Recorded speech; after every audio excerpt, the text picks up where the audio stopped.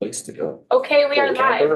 All right, we are reconvening our morning hearing and going to hear from Dr. Kosiba on the effects of climate change on Vermont's forests.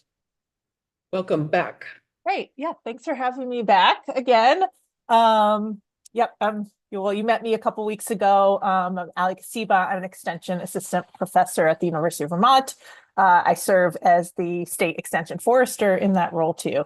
And so this is, my background is really expertise on how trees and forests are impacted and respond to changes in their environment, including climate change. And so I talk about this a lot to various groups, conservation commissions that are interested in how to manage their town forests, landowners, foresters, loggers, policymakers, students, all sorts of folks. So this is a lot of what I talk about. And last time, I should have sent it again, but last time I talked to you all about the importance of old forests, I brought a resource that I had made really geared towards landowners, just getting them thinking about climate impacts. It's called 12 Steps to Climate Resilience, Managing Your Land with Climate Change in Mind. And I can send that again. I brought some as a hard copy last time and I sent it as a PDF. But just an example of how I try to communicate some of these concepts to different audiences. All right, so, I think probably no surprise to all of you, climate's changing here in Vermont. And in some of these metrics pretty dramatically. Annual temperature has increased a lot since we have historical records, which they go back to late 1800s. The annual temperature has increased over 3 degrees here in Vermont.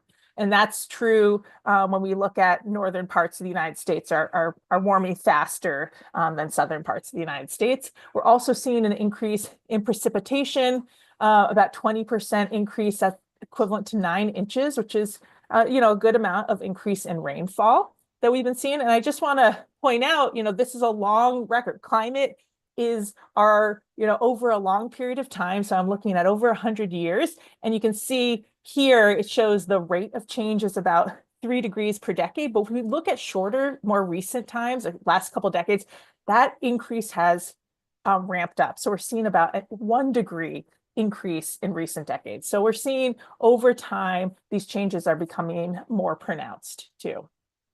And of course, we have models, climatologists have models to project future changes, and it depends on our human greenhouse gas emissions, but we project that these changes are going to increase based on different scenarios. And we do have in our state, if you haven't seen it, a couple of years ago, we released a Vermont climate assessment. I was a co-author on the forests chapter, but there's chapters relevant to, first of all, just overall climate impacts we're seeing, climate change, and then talking about different sectors. So how does that impact agriculture? How does that impact forests, et cetera? And so what does this mean for forests? Well, I showed those climate changes. Those changes are causing other changes in weather events, disturbances, and one of those is the length of the growing season. If you're a gardener, you know this. We're seeing a longer length of the growing season here in Vermont. It's increased about 2 to 3 weeks, which is pretty significant. You can sort of plant things a little earlier and often harvest quite a bit later. And that really has to do with when we get the last frost in the spring and when we get the first frost in the fall. That sort of is the marker of the start and the end of the growing season, more or less. And actually, can be a really good thing for trees and forests and plants. We are a cold limited ecosystem, meaning that trees only have so long to grow. And so when that's lengthened, we actually are seeing that trees are growing more. So I do a lot of dendrochronology, which is tree ring analysis shown in that photo on the left. And we are seeing for some species, they are growing more. So they can actually put on more wood every year, grow taller, grow wider, or they can actually put more reserves, store away reserves, which is helpful for when there are tougher times. Unfortunately, those impacts, the longer growing season, are also affecting all other parts of the forest ecosystem, including insects that feed on trees. And so we are seeing in some parts of the country and potentially here as well, things like insects can have more generations a year than they did in the past, or they just grow bigger. So that means they're feeding on more plant matter, on more leaves, on more wood. And one thing we're really concerned about with this length of the growing season and other changes is just mismatches in timing in seasonal events. And that's what phenological mismatches mean, just timing of natural events that happen. A good example is when trees flower. We do have some trees that are insect pollinated, bee pollinated. If that timing of flowering does not coincide to when bees or other pollinators are active, those flowers will not be pollinated. And so you can see that some parts of the ecosystem can respond differently, have different lags, different responses to these changes. And so we are worried about those sort of mismatches that could occur. One example of a potential impact of this lengthened growing season is it's causing earlier bud break. And so we see this in orchards with apple trees. We see this with our native forest tree species as well. But what it does mean is we often are still getting those May frost events. So if the trees are leafing out earlier in April, they can be very susceptible to cold temperatures because the leaves are really small, or maybe they're flowering. Flowers are very susceptible to frost damage. And indeed, we saw this, if you all remember, in 2023, we had a really cold snap, and we had a really early leaf out that year. So lots of trees had leafed out, plants were flowering, and then we had temperatures in the low 20s in some places. And those photos on the previous slide came from that year. We had really intense frost damage on species that usually never get frost damage. Oaks and apple trees were really damaged. We had sumac damaged, species that actually really leaf out later. They are adapted to sort of avoid those. But because this happened so late in the season, they were really damaged. And it was an interesting phenomenon, actually. Areas near water bodies, so like along the edge of rivers, where cold air actually drains and pools overnight, those are places that saw the most frost damage, versus up on our mountainsides, we actually didn't see as much frost damage. So it was a really patchy impact we saw, but really widespread throughout Vermont and northern New England. Of course, we're seeing, overall milder winters, and this is affecting our region really strongly. So here in the Northeast, winter temperatures have risen at a much higher rate, 2.5 times faster than the annual temperature. So we're seeing winter temperatures that have risen, about 5 degrees, which is a really significant change. One way that I communicate this to folks is thinking about hardiness, plant hardiness. This is USDA hardiness maps, and they certain plants are able to withstand cold temperatures better than others. And that really dictates, if you're thinking about planting a peach tree in your yard, that might not be hardy depending on where you live in the state. And so these are our current hardiness zones. We have generally, zones 4 and 5, which shows a minimum winter temperature of -30, -20 degrees Fahrenheit. The projection for the future is quite a bit changed. And these are projections, right? They're models, they're expectations based on current trends. And this is for 2070 to 2099. But you can see significant change in hardiness zones, 6 to 8, which is barely getting below freezing. And just for context, the plants that, trees that we could plant in those conditions are southern magnolia and pecan, right? These are species that grow in sort of the central Appalachians. Those are the hardiness zones that exist there. So really significant change in our winter. What we see or expect from some of these changes, again, there can be good benefits from this. One example is that trees and plants that have been historically limited by winter temperatures, even native plants we have here, might be able to thrive and grow in other places. An example here is American chestnut, which has been really decimated by introduced chestnut blight early in the 1900s. That little map in the bottom shows the historical range of chestnut, really limited to our river valleys, Connecticut River Valley and Champlain Valley. We expect that American chestnut will be able to grow in more places as the climate change. Example, I live in Bolton. I have planted a couple American chestnuts. It's doing well here, and that's outside of its historical range. However, other plants are able to capitalize on that too, including invasive plants. And there's some great work This is from UMass Amherst. They do some great work about invasive plant populations and spread, showing that where we are, Vermont, the Northeast, projected to have an increase in invasive plants as the climate warms. A lot of the plants that exist south to us that may be limited by our cold weather may be able to colonize these areas. And we also expect, and are already seeing this likely, is that insect pests that have been historically limited to southern parts of our state or region may be able to move into new locations. An example of this is this tiny little insect, the hemlock woolly adelgid, pictured on the left. You see it mostly by its flocculence, which is this sort of white cottony cover on the insect. You can see on the needles, the twigs of that hemlock tree. We are seeing in Vermont, just in the last couple of years, the first mortality in very southern Vermont, almost at the Massachusetts border, where we've been monitoring, the state of Vermont monitors hemlock woolly adelgid infestations. We're seeing mortality from this insect pest. And of course, in the central Appalachians, it's been going on much longer, and there's widespread mortality. The state of Vermont does monitor these HWA, hemlock woolly adelgid populations. And so what we see here, these black bars, are the mortality rates over the winter. So we know that hemlock woolly adelgid dies in cold winter temperatures, and you can see it varies. Some years we have 99% mortality. If we look at 2024, we did not. We only had 37% mortality. It was not a very cold winter last winter. We barely had below zero temperatures. And then the blue line shows the average winter temperature in that year. And you can see there's sort of a rough relationship. We think there's probably more going on the duration of that cold temperature, not just the average, but it sort of illustrates that we have this pattern and relationship that we know of. And as the climate warms, especially in the winter, we expect that hemlock woolly adelgid will be able to move in new locations.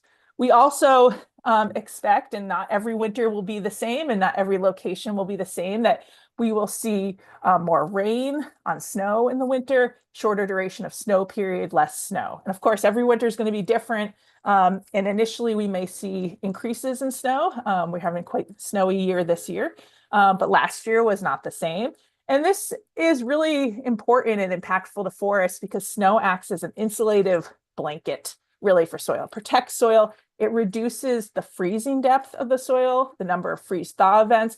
And this photo shows, I don't know if you'll be able to see it, but that bare patch, there's little roots in there. So a lot of tree roots are really close to the surface, particularly sugar maple is well known for this, and those little roots, trees have deeper roots, those anchor them, access deeper water, but those little roots are the feeder roots that access soil nutrients and some water sources, and those can be really damaged by soil freezing. And in fact, I participated and helped out with some research over in New Hampshire. We shoveled snow from the forest, which just sounds really comical, but we wanted to see the differences in places where there wasn't snow versus snowpack.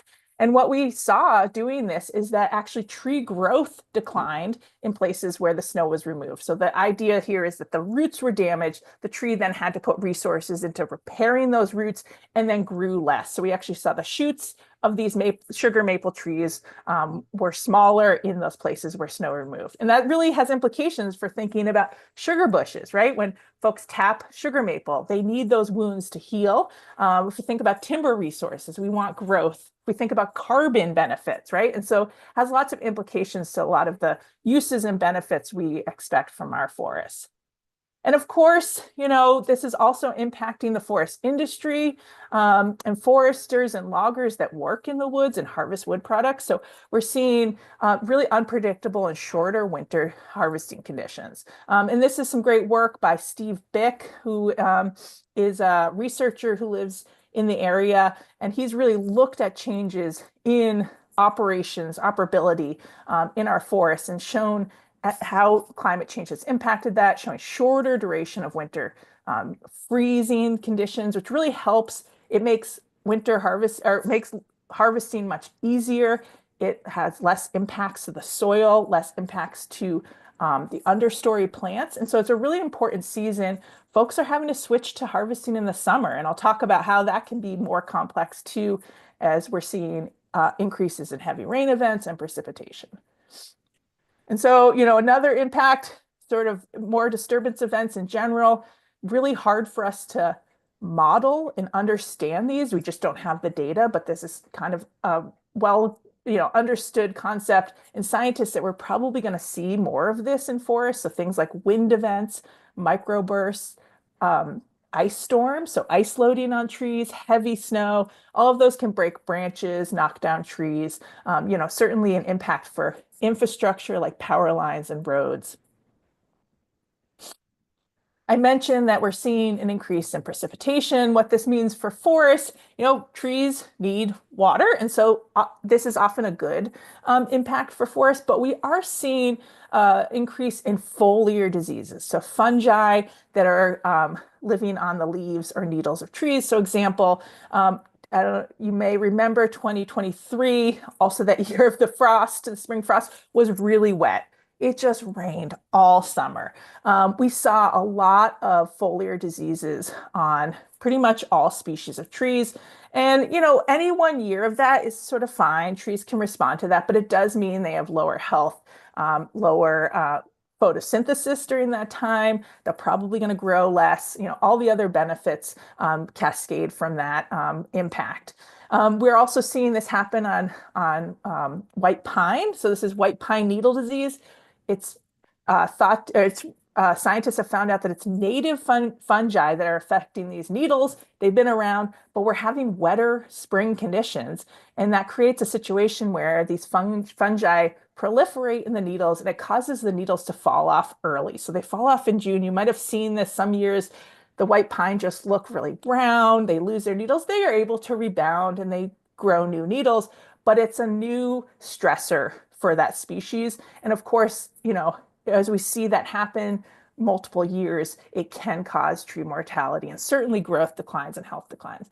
And then again, thinking about active management, accessing woods, sugar bush management in the spring, accessing your taps and your lines, recreation, hiking, biking, all these things can really be challenged by prolonged wet soil conditions, right? When we see impacts like this, rutting on soils, you're actually compacting the soil, you're pushing the oxygen that's in the soil out, and that causes a lot of impacts for the soil condition, for the carbon that's stored in our soil. Over 50% of carbon in a forest is stored in the soil. So it can have a lot of ecological impacts, not only affecting us and our access into the forest.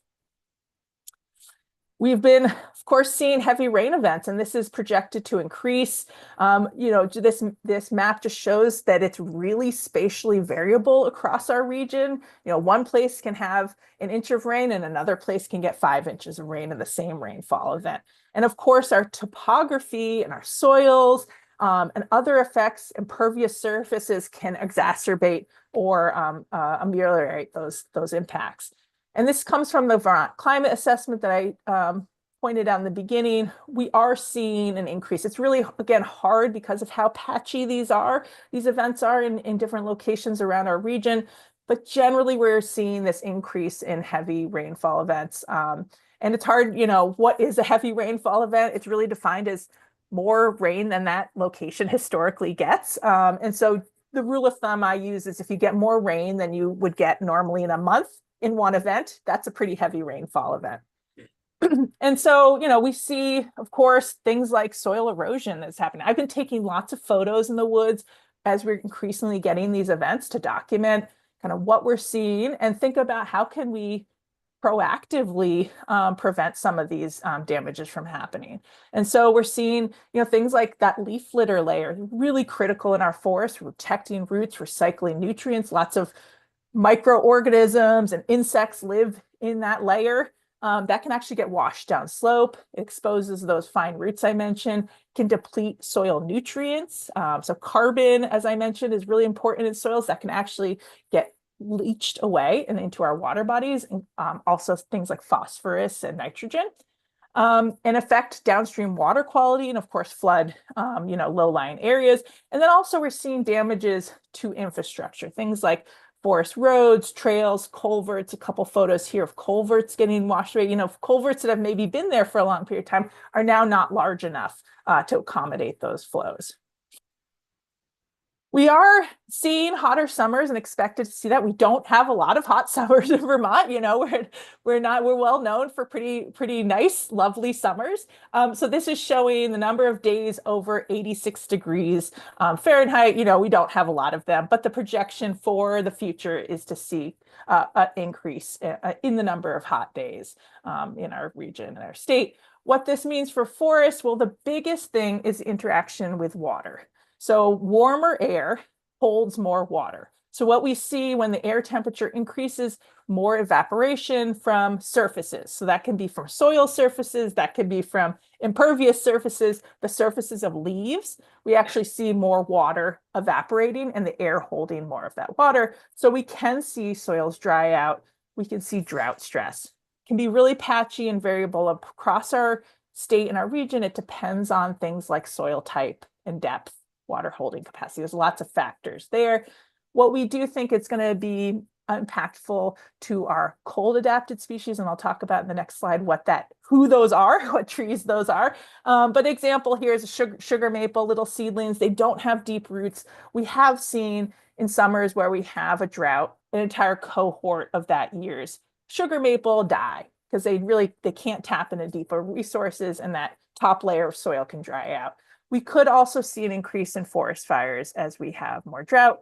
You know, we haven't seen that yet. We do naturally have fires in Vermont. They're usually in specific forest types and locations that are more, you know, we do have forests that require forest fires for many ecological processes. Mostly our forest fires here are fairly small and they smolder sort of in that duff layer on the forest floor. But it's something the state of Vermont is certainly looking at and monitoring very closely for an increase in those conditions. So I mentioned this kind of concept of cold adapted species. In Vermont, we're really lucky. We have a lot of species, and we're sort of at this crossroads where we have species that exist here and they exist well north of us into Maine, into Quebec. And we, you know, sort of classify those as cold adapted species. It's a little bit more nuanced than that. You know, I have sort of a grouping of those: balsam fir, northern white cedar, white spruce, yellow birch, sugar maple are a little bit more intermediate because they do exist a little bit more south to us, but it's certainly that top row of those three conifers exist in places in Vermont that are usually pretty cold and up at our high elevations, you know, Northeast Kingdom, and then well into Quebec. And then we have this group of species, and this is, you know, we have way more species than I'm depicting here. I'm just picked a few kind of more common iconic species. We have a group of species that exist south to us, and those are species like the oaks, pines, hickories, and those are more adapted to warmer and drier conditions. And so I'll just illustrate like what this kind of means and how this plays out for species, because it helps. I use this as a communication tool to think about these different species responses to climate change. And so when we look at, you know, kind of poster child of cold adapted species, balsam fir. And so what you're seeing here on the left is the range of balsam fir in red. And it actually goes well up into Quebec and Canada much further, but doesn't go much south of us, right? So we're kind of almost at the southern limit of balsam fir's range. The colored areas, green and blue, is importance factor. It's just a measure of how big the balsam fir are and how many there are. So blue colors just mean there's lots of big balsam fir. Of course, northern Maine, you know, lots of balsam fir. If you take each one of those locations and you put them on this chart to the right, showing what is the average temperature at that location and how much precipitation does that location get a year, you get this, what we call climate envelope of balsam fir. And the thing you'll notice is that it's in the bottom part of that graph, right? It's in those colder temperatures. That's where balsam fir exists in our country. And so just to illustrate, this is the average temperature of Vermont in 1895. Solidly balsam fir, you know, range as far as in that center of where it exists.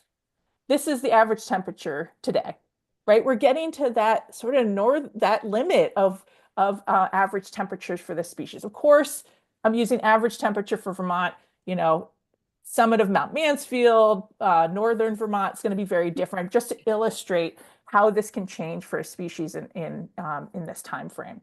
For precipitation, we're not really worried about it because precipitation is still solidly in balsam fir range. It's really that temperature that's going to be the most limiting factor. And then to contrast that, red oak, again, poster child of sort of warm adapted species, we're expected to see more red oak in Vermont. It exists here, but we expect it to grow in more habitats. And so same exercise here, you'll see that range of red spruce exists much further south to us and doesn't go much more north. Most of Maine does not have red oak. In the Northeast Kingdom of Vermont does not have red oak. If we take the points and put them on the same graph, you see much wider climate envelope for this species. It exists in places that are much warmer than balsam fir does.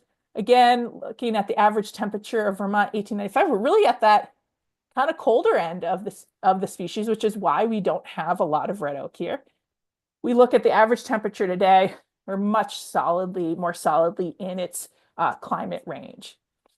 Precipitation doesn't have as much effect. It probably moves us more into that habitat range of red oak. And so this is, why we think for balsam fir, we're going to have fewer places in our state where it grows and thrives. We're not going to lose it, but it's going to be more stressed in those warmer sites. Whereas red oak, we're likely and already seeing it. I'm hearing reports from folks in the Northeast Kingdom that are seeing red oak pop up in their forests, that red oak will expand to new locations.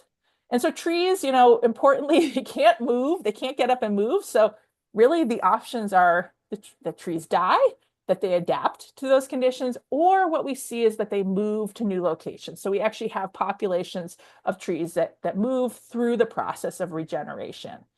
And so this concept of their habitat range, we may see constriction on that southern part of the range, or maybe that's lower elevations, and we see expansion northward or up in elevation. And the important part of this is that this process happens fairly slow for trees. Birds, mammals, other parts of our forest might be able to move faster than trees do because trees take many decades to become sexually mature and produce seed. And then seed production is really dependent on specific conditions. If we do get a late spring frost that damaged flowers, if we have dry conditions, there might not be any seed that year. Seed movement depends on something moving that seed, whether it's wind, an animal, usually blue jays or a squirrel. Sometimes us humans, we can facilitate that through assisted migration. And then that seed needs to find a good place to land. Can't land on asphalt, can't land on someone's roof. It needs to find a good place, the right soils, the right conditions to germinate. And then really importantly, that little seedling needs light and nutrients and space, which usually means a gap in the forest canopy. Most of our tree species don't do well regenerating in a forest understory where there isn't ample light. And so those are really critical bottlenecks when we think about the ability of our forests and our species to move around as the climate changes. And so I just want to introduce this concept that we're increasingly seeing in Vermont and our region, and this is something I really promote and work with foresters and loggers, landowners, to actively think about adding a climate lens to management. And so you'll see this under different names. I have it called climate adaptive management, sometimes climate smart management. It's sort of like the same concept you'll see different names, but this idea of incorporating climate change into our management. And with goals of reducing vulnerability to climate impacts and advancing resilience. And to define these terms, we have vulnerability is the degree to which a forest, or really like any entity, is susceptible to and unable to recover from climate change. And what's really important is that this isn't, all of our forests have the same level of vulnerability. Certain forest conditions, past land use, disturbances that have occurred can make a forest more or less vulnerable to impacts. And then resilience is really what we're seeking, is the ability of a forest to recover or adapt following climate change or a disturbance, right? We want the forest to remain a forest. That's really key. And so we have sort of this framework I work with people to think about, this identifying vulnerabilities, then using strategies, really thinking about facilitating adaptation, increasing resilience. But then we monitor and we reevaluate, right? So it's cyclical. We come back and recognizing that there's unexpected events or outcomes and reevaluating what we've done. But again, this goal is really to maintain the forest as forest and all the benefits that we and other, parts of the forest really depend on. And I do want to recognize I really work on sort of the forest aspect, but this really does tie in to the forest economy as a whole, really, because we have to think about how do we adapt to these changes? How can we be more resilient? And a lot of this work that we need in our forests as far as facilitating these creation of some of these characteristics that are what we think resilient require active forest management. And so it's, I think, a great opportunity to think about how we harvest, what we harvest, when we harvest, but thinking about producing high quality wood products that are sustainable, local, promoting a circular economy and thinking about spreading risk. And so it is really tied in collectively. And I mentioned Steve Bick earlier, who looks at some of the operational impacts of climate change. And he and I are working, on a large project with a bunch of folks on thinking this forest-wide economy impacts of climate change, where I focus on the forest aspect and he's thinking about more of the products and supply chain.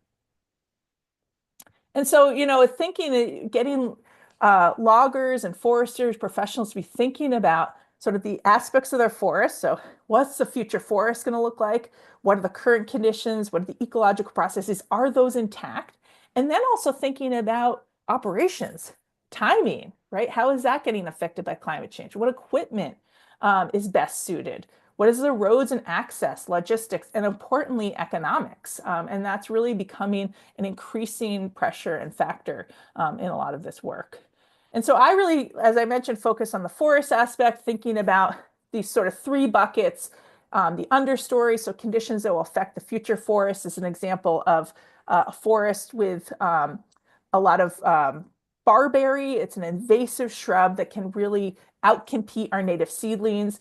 And so a forest like that, I would say, is very vulnerable to an impact, a disturbance that kills the overstory trees. If there isn't ability for new generations of trees to establish and grow, that forest could become an invasive shrubland. And indeed, we're seeing this south to us. I've seen it in Massachusetts and then in the central Appalachians, where something comes through and kills the overstory trees, and there's just invasive plants in the understory. And that transitions from a forest to an invasive shrubland.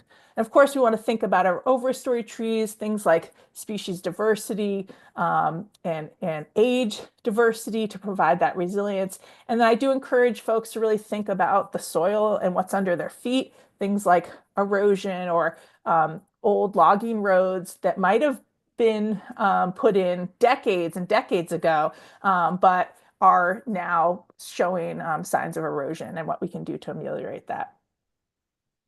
And so we do know, this is from research, from anecdotal evidence, from indigenous knowledge, that we do know that forests with more complexity, with more diversity, are more resilient to disturbances, right? And so that's, we know that when a pest comes in, when a windstorm happens, not every tree species is affected the same, and not every age class of trees are affected the same. And so that diversity, that complexity is really important. It also supports a wider variety of biodiversity. So insects to mammals to birds, right? That sort of self-regulate a lot of disturbances like insect outbreaks.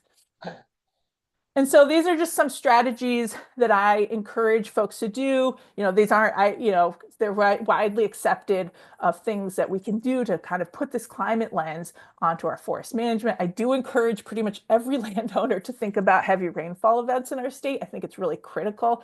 How can we keep water in the woods? We have a new phrase that we use: slow spread sink water. Right? We don't want to channelize water. We want to slow it down. We want to keep it in the woods, keep it where it can be absorbed. And I've mentioned, diversity, complexity, regeneration, things like keeping large trees in the forest. They act as biological legacies. They're really important. Let them live out their full lifespan. Increasing the amount of dead wood. It helps with nutrient cycling with soils. I talked about this idea of future climate adapted species. So actually some landowners and foresters are actively planting species like red oak or bitternut hickory to have species that we think might be better adapted to the future climate. Thinking about the broader landscape, can we make stepping stones for species to move up in different locations as the climate changes? Of course, folks are having to adapt their operations to the changing climate as well. And one strategy I just wanted to point out is really cool and sort of novel. I actually participated in doing some of this work out in the Pacific Northwest for salmon habitat a long time ago, but it's really a new strategy that's only really getting a foothold here in Vermont recently. It's this idea of strategic wood addition. So people are actually adding large pieces of wood strategically back to streams. And it does really help cold water fish like trout because it creates these pools and riffles and all this stuff, but it's a great strategy for mitigating heavy stream flow. So it actually can sort of slow down water, connects that stream to the floodplain. You'll see in this, I don't know if you can tell behind these two foresters, the stream is really incised. So those banks have really eroded over many decades. And this is, a product of our land clearing when we had no trees, water really flowed down our rivers and streams. People actually actively removed logs from our streams. We thought that was a good strategy. Now we realize they provide incredible benefits. And so, this is something I really would love to see done more across Vermont. It's expensive and hard to do, but if we can pair it with an active timber harvest that helps defray some of the costs, there could be some real synergies there. And I will say that there is funding cost share available from NRCS for this. And so we're trying to promote this practice a little bit more. Also helps folks have, a way to monetize some work that they're doing in the woods for loggers and foresters. And just to sort of wrap up, I just want to say that, point out, and this is from the National Woodlands Owner Survey, it's 2018, so it's already dated. But at that point, 74% of Vermont forest owners had at least a moderate or greater concern about climate change in their woods. And I expect that this has grown, considering some of the weather events we've experienced recently. And then similarly, from this same survey, we're seeing that folks are really concerned about keeping their forest. So 92% of Vermont forest landowners are concerned about keeping their land intact. And so we definitely see, this great benefit from our forests, but we do rely heavily on private landowners to do the right thing and to keep their land forested. And so, just to sort of wrap up and end, increasingly, we need more ways to incentivize, to help folks do this kind of work. We all benefit, all Vermonters benefit from our forests. There's a lot of climate related benefits we get, right? So that I mentioned that forests lessen the impact of heavy rain events. They help retain soil. They keep soils cool by blocking sunlight, intercepting sunlight. They stop wind. They're great wind barriers. Forests actually cool the air through their physiological processes. Our forests absorb about 70% of our state's annual greenhouse gas emissions, which is incredible. And, sustainably harvested wood products lessen our dependency on outsourcing our resources from elsewhere. They keep our money local. And all the other benefits we get from forests are really, we can't put value on them. And I think, more than ever, we cannot take for granted our forests and our forest landscape here in Vermont. So there's really, I see it as an urgency to do some of this work, to get more landowners assistance and help. And so I promote the scientific information and technical assistance and connect folks with foresters, county foresters and whatnot, other resources to help them do this work. And so that's what I got as far as climate impacts on forests. And now I'm happy to answer any questions. Thank you for your presentation. I'm really glad we had you back. Members have questions? Representative Bartholomew. My question isn't so much about forests, but you mentioned insects moving wondering about termites and housing, because I'm thinking of houses in the south. There are two types: those that have termites and those that are going to get termites. Mhm. That's a What's great question. I do not know the answer to that. fair enough? It definitely, it's interesting. I get fair number of questions from builders and other homeowners concerned about insect infestations. And it's something I'd look into as far as, is there any research? As we see, I mentioned more precipitation, just wetter conditions, we're seeing higher humidity. Is that going to then translate into some of these impacts in sort of like wood infesting pests? I don't know. That's a great question. I'll look into that. I have a couple. What are the forest types in New England or that are dependent on a fire regime? Yeah, so examples are, well, oak systems really like fire. So many of our oak species, they don't need fire necessarily, but for regeneration. And this is true for actually a lot of our fire dependent. So pitch pine, we do have pitch pine in our state. Red pine, we have a couple examples as well. And you'll see mature trees in those forests without fire, but for a future generation. So usually there needs to be sort of a surface fire that comes through, kills other plants and removes some of that litter layer to allow for regeneration for the new seedlings to establish and grow. And so examples, there is a pitch pine forest at the National Guard, why am I blanking on the Colchester National Guard? And they actually do active prescribed fire to maintain that forest system. The Green Mountain National Forest is doing some prescribed fire in the southern part of the state to maintain oak systems. Because what we're seeing is that like maples have come in the understory of those oak systems, and to maintain oak through there, you need sort of a surface fire to come in. What would the frequency of those fires be naturally? Do we know? Yeah, there is some research on that. So folks use, again, I mentioned dendrochronology tree rings. You can actually extract the tree rings from a tree that's lived through fire, and you'll see evidence of fire because mature trees will withstand the fire. They'll get a scar on the outside of them, but they'll usually be fine. And so it's usually the understory plants and smaller trees that are susceptible to the fire. So you can look at that return interval. Folks have also used historical records like newspapers to sort of recreate fire. And then indigenous knowledge is really important to look into the sort of return interval. It depends on the system. For some of those, I mentioned pitch pine, red pine, oak, it's, can be something like every 25 years, pretty short. And they would be fairly light fires, that they wouldn't be, those catastrophic fires we see in other parts of the country where the flames are up in the top of the tree. They're sort of on the ground level, burning through that leaf litter, sort of small twigs, and whatnot. And of course, we know that indigenous folks did do this too. They did prescribe burns to keep areas open, to maintain wildlife corridors, to promote species like blueberries, really like fire systems. And so, yeah, we can recreate them. And in our state, those fires would mostly be, if they weren't human induced, it would mostly be from lightning strikes, is what happens there.